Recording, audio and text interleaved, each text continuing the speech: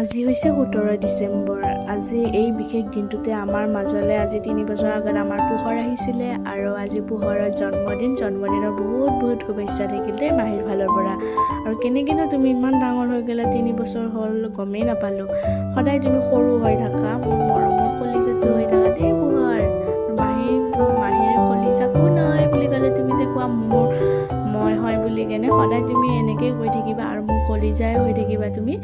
আৰু আমাৰ নিমিৰ মৰমৰ দাদা পুলুকু দাদাটো হেপী বাৰ্থডে পোহৰ। আমাৰ নিমি কৈছে দেই হেপী বাৰ্থডে পোহৰ দাদা, সদায় ভালে থাকা তুমি। মই কৈ আছোঁ দেই উৎপাত কৰিবৰ কাৰণে। আৰু মোক ল'বা দেই এনেকৈ তুমি ধুনু কৰি। আৰু তোমাক এইমাত্ৰ ভিডিঅ' কল কৰি চালোঁ, তুমি সামৰি দি আছা। আজি বাৰ্থডে দিনাখনেও সামৰি থাকে ইমান দেৰিলৈকে। উঠা আমি জল্দি গৈ আছোঁ। বাই বাই পোহৰ কলিজা।